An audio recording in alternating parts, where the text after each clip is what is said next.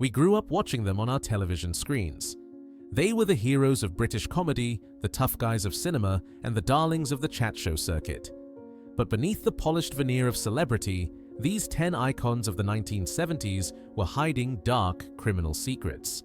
From safecrackers to political prisoners, and even a convicted murderer who became the nation's favorite soap star, these men swapped the red carpet for a prison cell.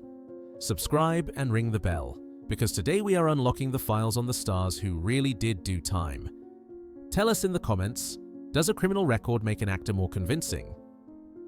Let us open the first file. Leslie Grantham. To the British public in the mid-80s, he was simply Dirty Den, the landlord of the Queen Victoria pub and the most famous man in the country.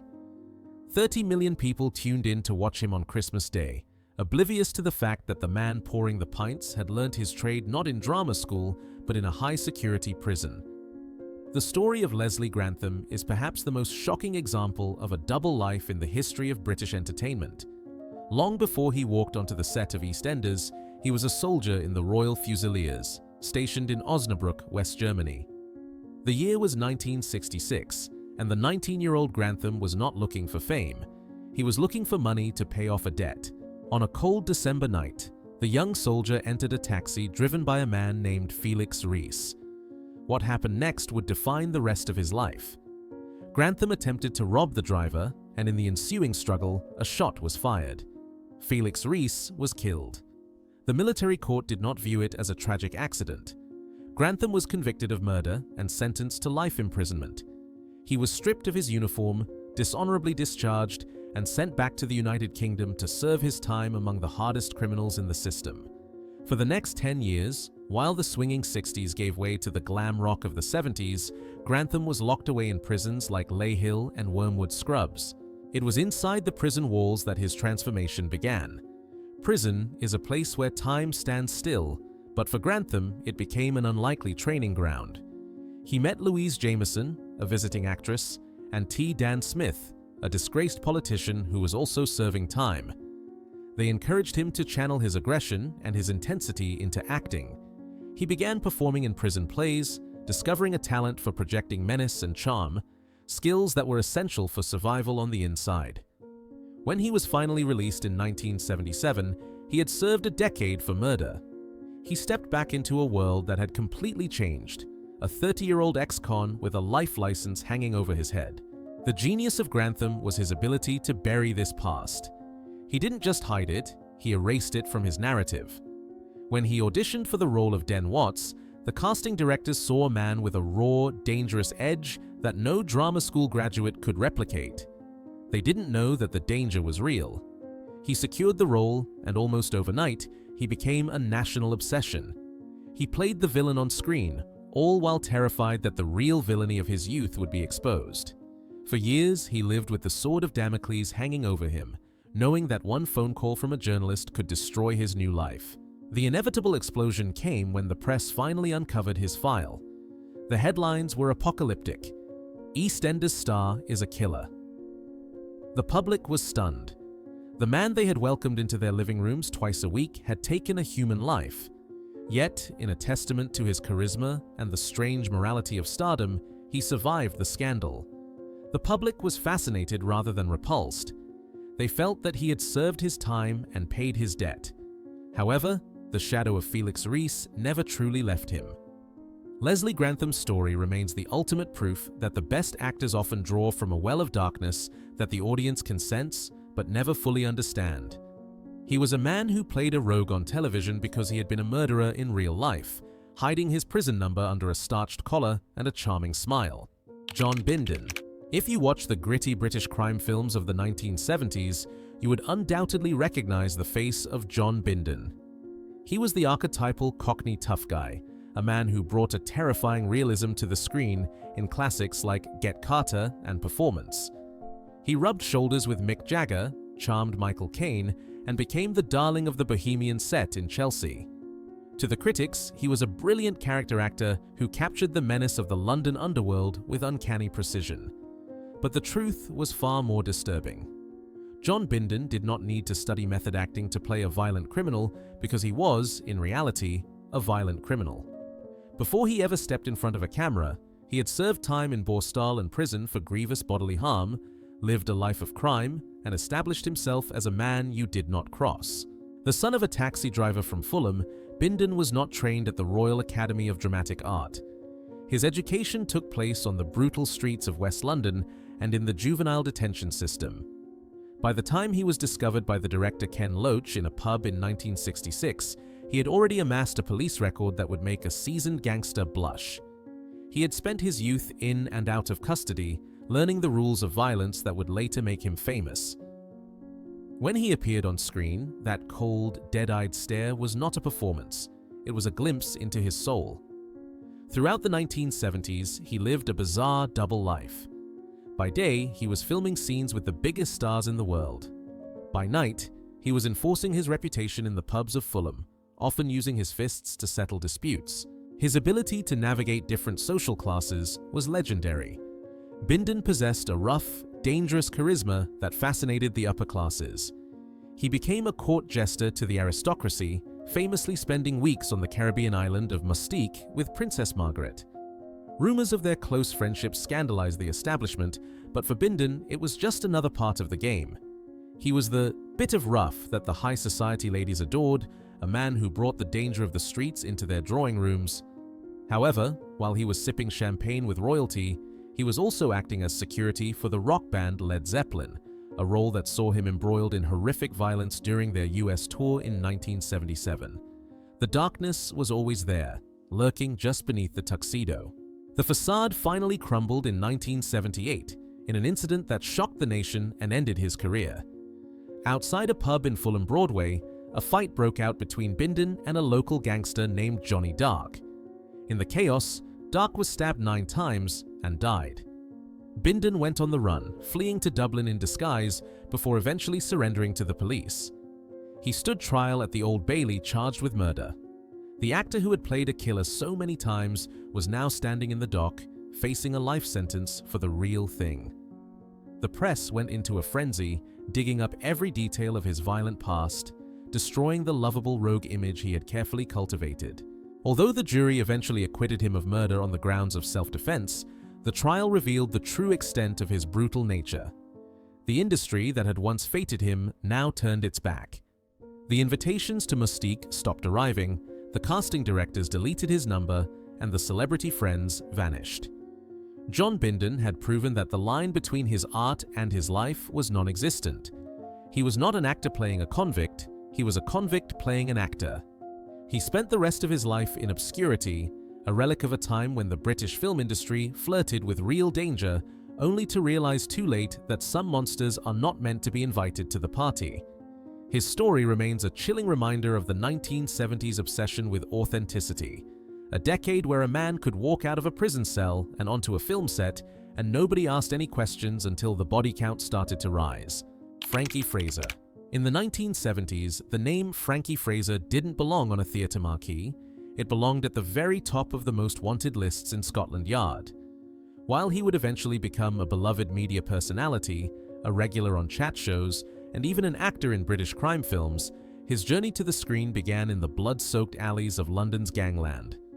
Unlike many of his peers who hid their past, Frankie Fraser, better known as Mad Frankie, built his entire celebrity brand on a criminal record that spanned several decades. By the time he was making cameo appearances in films and documentaries, he had spent over 42 years of his life behind bars. He was the enforcer for the infamous Richardson gang, the rivals to the Krays, and his reputation for violence was so extreme that he was certified insane 3 times while in custody.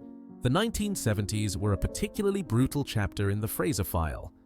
He began the decade already locked away, serving a massive sentence for his part in the torture trial of 1967. This was not a man who had committed a simple robbery. He was a specialist in physical intimidation, famously known for using pliers to extract information and teeth from those who crossed his bosses. Inside the British prison system of the 70s, Frankie was a legendary figure of resistance. He was a central leader in the Parkhurst prison riot of 1969, an event so violent it shocked the nation. For his role in the uprising, his sentence was extended, and he spent much of the early 70s in solitary confinement, a place where he allegedly sharpened his mind and his resolve while the world outside was dancing to disco. The transition from a high-security cell to a film set was a bizarre phenomenon of the British public's fascination with the underworld. When Frankie was finally released for a period in the late 80s, he didn't retreat into the shadows. Instead, he embraced the spotlight. Filmmakers and producers in the 1990s and early 2000s realized that Frankie was a living relic of a bygone era of crime. He began appearing in films like The Krays, where he played a rival gang member, and even starred in his own stage show, An Evening with Mad Frankie Fraser. The public, who had once been terrified of him, now queued up to hear his stories and take photographs with the man who had survived the most notorious prisons in the United Kingdom. The transaction here was one of the most unique in show business history. Frankie was selling authenticity. He didn't have to learn how to walk or talk like a gangster because he had defined the role in real life. He became a professional ex-convict, a role that paid significantly better than the crime sprees of his youth. However, the darkness of his past was never truly softened. He remained unrepentant about his career, often joking about the crimes he had committed. Critics were divided. Some saw him as a harmless old man who had paid his debt to society, while others were horrified that a man with such a violent history was being celebrated as a folk hero. Behind the television appearances and the autobiographies, the reality of Frankie Fraser was a map of the British penal system. He had been through them all: Brixton, Wandsworth, Millbank, and Durham. His acting was a continuation of his life's work, commanding attention through sheer force of personality. He proved that, in Britain, if you live long enough and tell your stories well enough, the public will eventually forgive almost anything. He swapped the iron bars for a film camera, but the cold, calculating eyes of the enforcer never changed. Frankie Fraser died in 2014, a celebrity whose greatest role was playing the man the police could never truly break, Denholm Elliott. To the millions of fans who remember him as the bumbling but lovable Marcus Brody in the Indiana Jones films, or as the sophisticated butler in Trading Places, Denholm Elliott was the very definition of a polished British gentleman. With his refined accent and impeccably tailored suits, he was the go-to actor for roles requiring a touch of class and old-world charm. But long before he became a three-time BAFTA winner and an international treasure, Denholm Elliott was a prisoner of war who learned the art of survival and performance behind the barbed wire of a Nazi camp. While he didn't do time in the traditional criminal sense, his secret past involved a daring escape attempt, months of captivity, and a struggle with the authorities that shaped the secretive, complex man he would become in the 1970s. The story began in 1942, during the height of the Second World War. Elliott was a wireless operator and tail gunner in a Royal Air Force bomber. On a night raid over Germany, his plane was hit by anti-aircraft fire and crashed into the North Sea. He survived the freezing water, only to be captured by the German military. For the next 3 years, he was a resident of Stalag 3E, a prisoner of war camp. It was here, in the most desperate of circumstances, that he discovered his calling. To keep up the spirits of his fellow captives, he formed an amateur theater troupe. They performed in the barracks, using makeshift costumes and scripts, providing a vital psychological escape for the hundreds of men trapped behind the fence. This was not a hobby, it was a battle for sanity. However, Denholm was not content to just play the part of a prisoner. He was a man of action who sought any opportunity to defy his captors. He was involved in a daring escape attempt that saw him and several other officers tunnel under the camp perimeter. They were eventually caught, and the consequences were severe. He was subjected to interrogation and placed in solitary confinement, a place where he began to develop the nervous, twitchy energy that would later become his trademark on screen. When the war finally ended and he was liberated in 1945, he returned to England with deep psychological scars and a criminal record in the eyes of the German state. He had survived the worst, but he had lost his youth in a cage. Throughout the 1970s, as he became one of the busiest actors in British cinema, Denholm Elliott was notoriously private about his war years and his time in captivity. He preferred to project an image of effortless sophistication, rarely speaking about the hunger, the fear, and the brutality he had witnessed. He lived a life of quiet excess, battling his own demons with alcohol and maintaining a complex private life that he kept hidden from the public eye. His colleagues often noted that he seemed to be holding something back, a secret depth that added a layer of mystery to his performances. He was a man who knew what it meant to be truly trapped, a realization that made him one of the most convincing character actors of his generation. The irony of his career was that the man who played the most respectable characters on screen was often the one who felt the most like an outsider. He had seen the dark side of humanity during his years in the camp, and that experience gave him a unique perspective on the world of celebrity. He didn't care for the red carpets or the awards. He viewed acting as a job of work, a way to provide for his family and keep the darkness at bay. He had been a prisoner, a fugitive, and a soldier, roles that he never needed to research because he had lived them in the most harrowing way possible. Denholm Elliott passed away in 1992, but his legacy remains as one of Britain's most versatile actors. His story is a reminder that the most polished exteriors often hide a history of struggle and resilience. He didn't hide a criminal past for the sake of his career. He hid a traumatic past because he was a man of a different era, one where you didn't talk about your pain. He swapped the prisoner's rags for a tuxedo, but the lessons he learned in Stalag 3E, how to perform under pressure and how to find hope in the dark, were the real secrets of his success. Stephen Fry. In the 1970s, long before he became the nation's favorite intellectual, a celebrated novelist, and the beloved host of QI, Stephen Fry was a teenage runaway on a collision course with the British legal system. To the modern viewer, Fry represents the pinnacle of erudition and wit, a man whose voice is synonymous with the Harry Potter audiobooks and the heights of Cambridge excellence. However, at the age of 18, Fry was sitting in a freezing cell in Pucklechurch Remand Centre, facing a future that looked more like a life of crime than a life of letters. His crime was not a misunderstanding or a political protest. It was a cold, calculated act of fraud that saw him traveling across the country on a stolen credit card, living a life of luxury that he had not earned.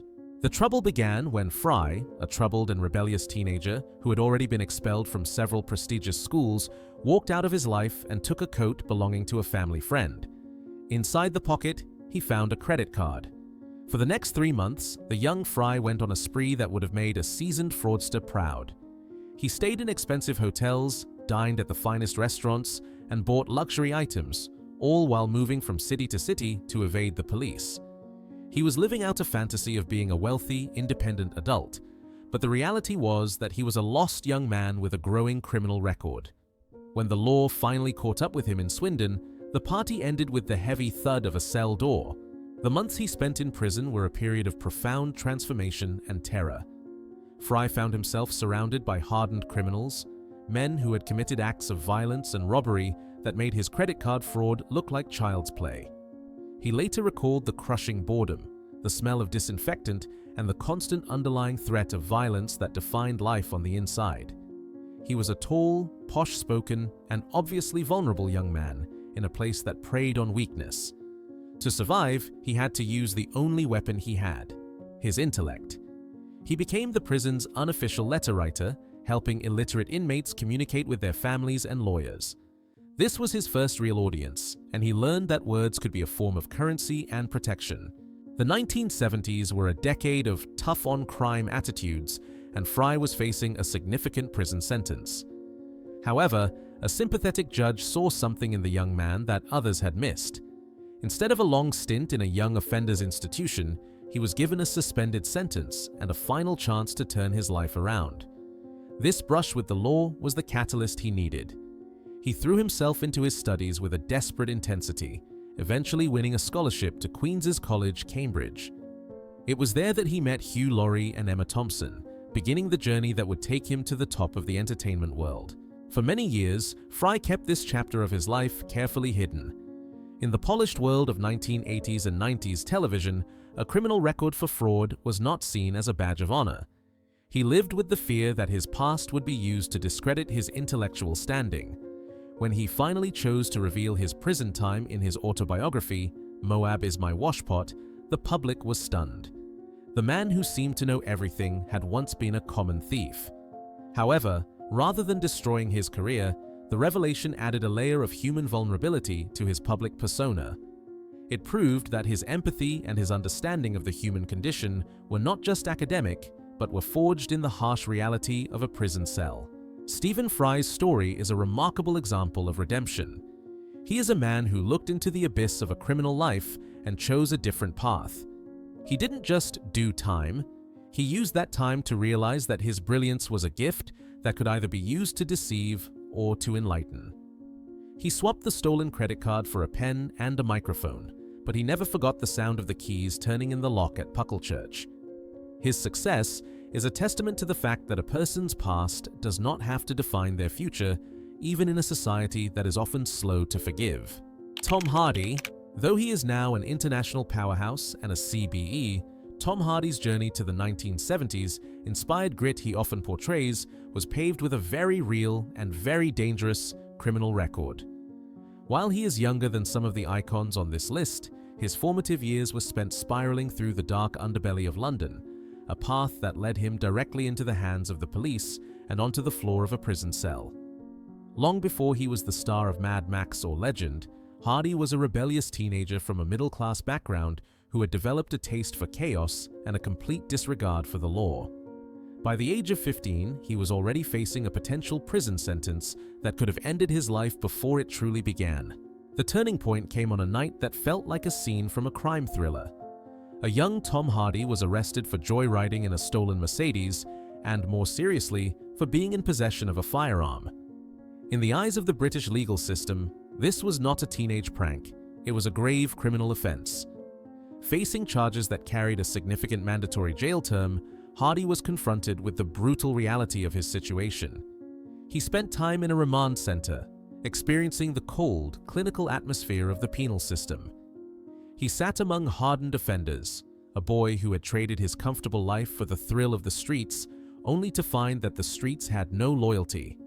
It was a moment of absolute terror that would stay with him for the rest of his life. Throughout his early career, Hardy fought a losing battle with his own demons.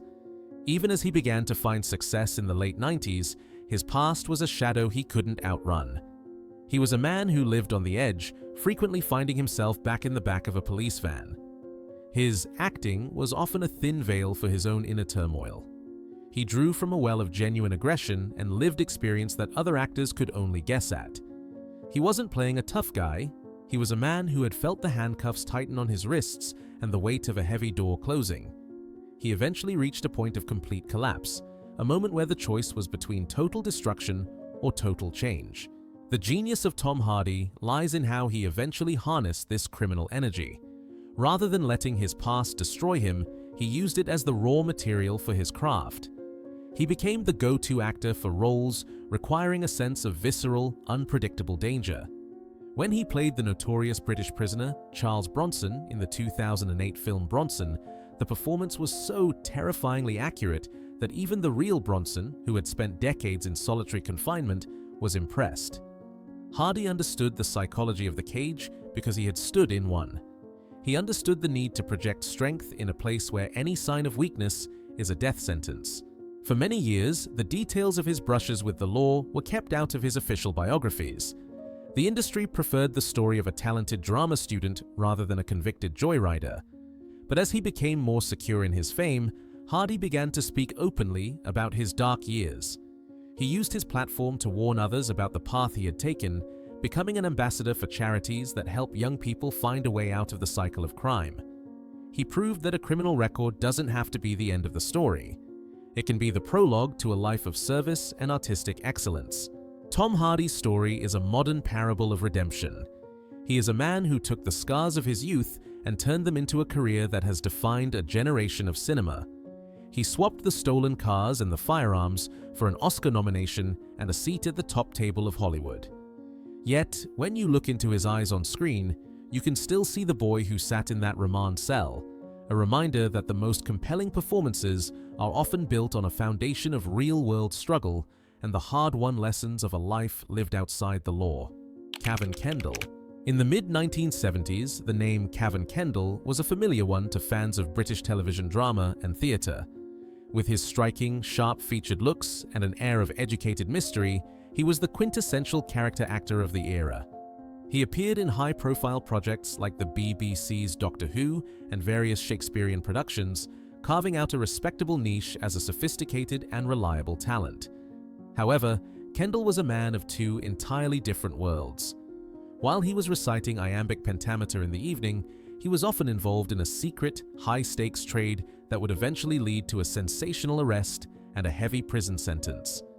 Long before the public knew him as a face on the screen, Kendall had become a key figure in one of the most significant drug smuggling operations of the decade.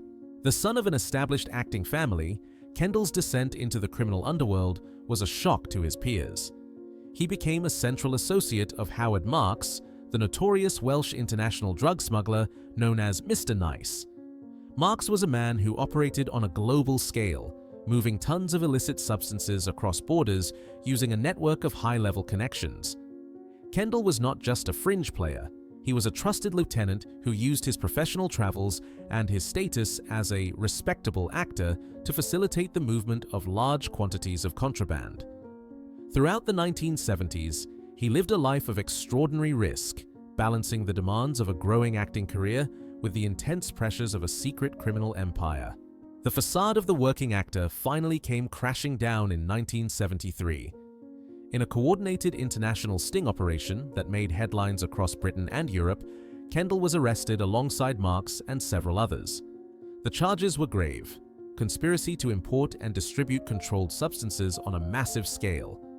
The trial was a media circus, as the public struggled to reconcile the image of the television actor with the reality of a professional smuggler.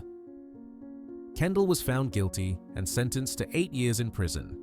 He was sent to some of the most difficult institutions in the United Kingdom, including the high-security blocks of Long Lartin and Bristol. His time inside was a brutal wake-up call. Kendall found himself stripped of his name and reduced to a number, forced to survive among the very types of people he had previously only portrayed on screen. He spent the heart of the 1970s behind bars, watching the world move on without him. Yet, even in prison, his talent did not leave him. He became involved in educational programs, helping other inmates find their voice through literature and theater. It was a humbling experience that stripped away his ego and replaced it with a raw, authentic understanding of the human condition. When he was finally released on parole in the late 70s, he was a changed man, bearing the invisible but permanent mark of a convicted felon. Against all odds, Kendall managed to rebuild his career. The British acting community, known for its occasional tolerance of colorful pasts, slowly began to welcome him back. He returned to the stage and the screen, bringing a new, haunted depth to his performances that hadn't been there before his incarceration. He rarely spoke about his missing years, and for a long time, the details of his smuggling past were a quiet secret known only to those in the industry. He preferred to be judged by his work rather than his police file, eventually appearing in films like Sexy Beast, where his portrayal of a wealthy socialite carried an unspoken, gritty authenticity that only a man who had seen the inside of a cell could provide. Cavan Kendall passed away in 1999, having successfully navigated the transition from a prison cell to the West End. His story remains one of the most dramatic examples of a double life in the history of British show business.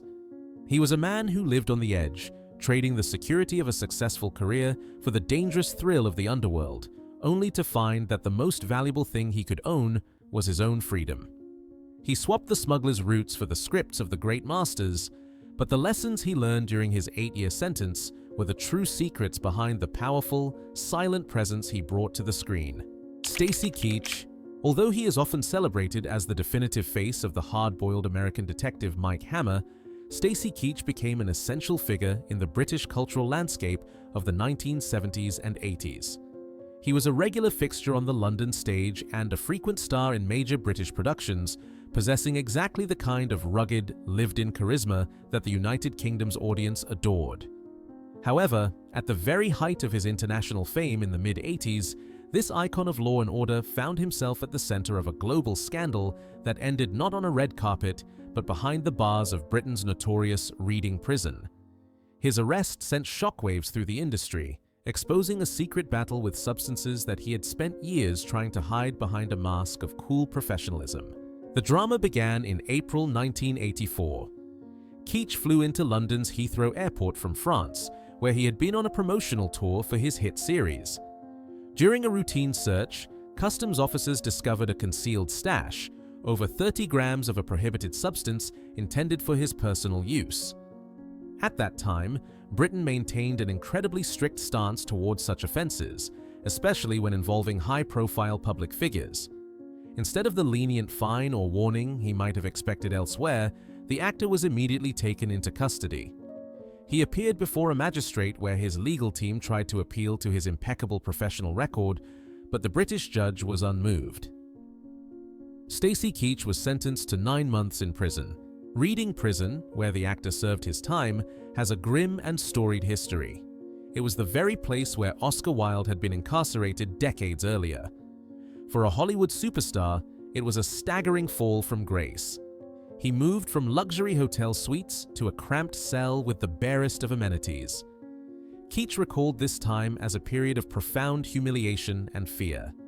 He had to face the stark reality of prison life, the monotony of the food, the constant industrial noise, and the underlying threat of a volatile environment. However, ever the professional, he decided to use the experience as a tool for survival.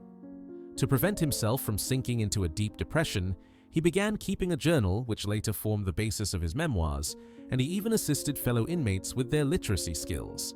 Throughout the 1970s, Keach had carefully constructed an image of a man always in control, but the British penal system stripped that mask away. It became clear that behind the outward confidence lay a serious dependency that had almost cost him his career. While his peers in London and Hollywood were enjoying the spoils of fame, Keach spent 6 months, accounting for early release, in total isolation from the limelight. This period became a forced period of sobriety and a radical reassessment of his priorities. He walked out of the prison gates a different man, though the shadow of that British conviction would haunt his travel documents and his reputation for many years to come. The most surprising aspect of this story was how the industry reacted to his return. Despite a conviction for smuggling, Keach did not become a pariah. On the contrary, his return to the screen as Mike Hammer was met with immense enthusiasm. Producers realized that his real-world prison experience had added a layer of depth and grit to his characters that simply could not be faked. He began playing tough guys with even greater conviction because he now knew exactly what it felt like to hear the heavy iron bolt slide into place.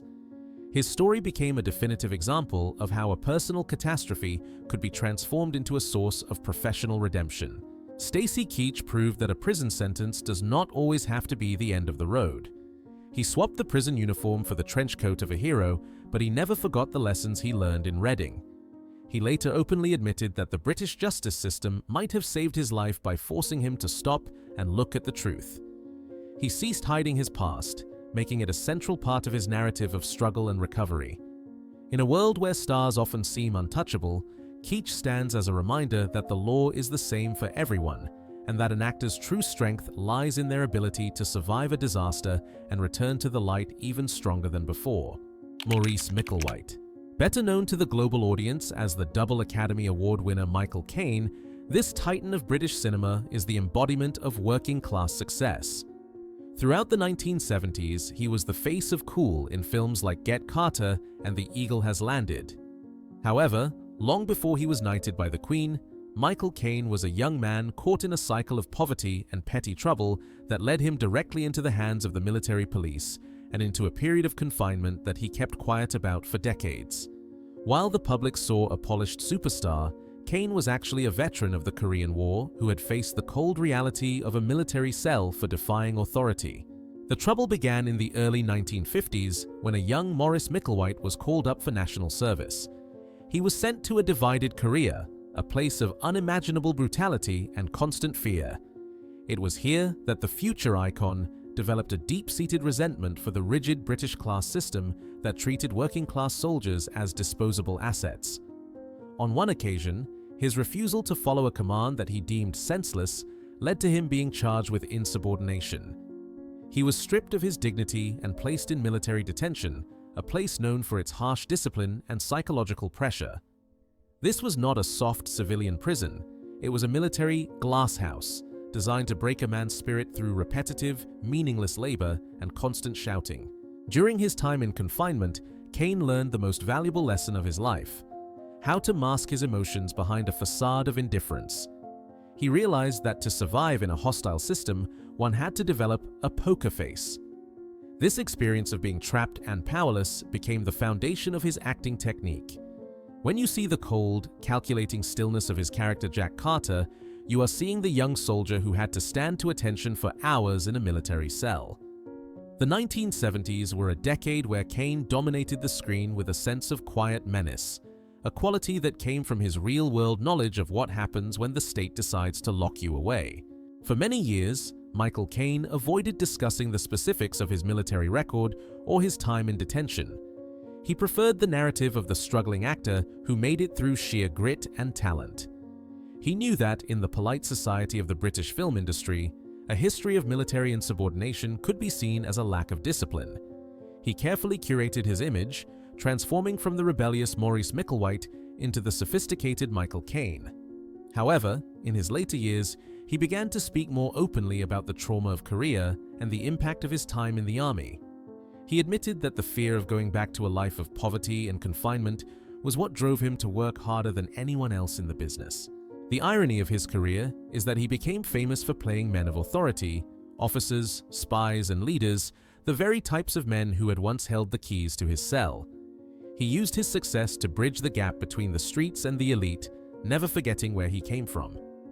Every time he stepped onto a film set, he brought with him the discipline he had learned in the most difficult circumstances. He was a man who had faced death in a foxhole and humiliation in a cell, and that perspective made the pressures of a film set seem trivial by comparison. Michael Caine's story is a powerful example of how a brush with the law can fuel a lifelong ambition. He didn't hide his past because he was ashamed of his actions, but because he understood that in Britain, your background can be a weapon used against you. He swapped the military uniform for the finest Savile Row suits, but the man underneath remained the same rebellious soul who refused to be broken by a system.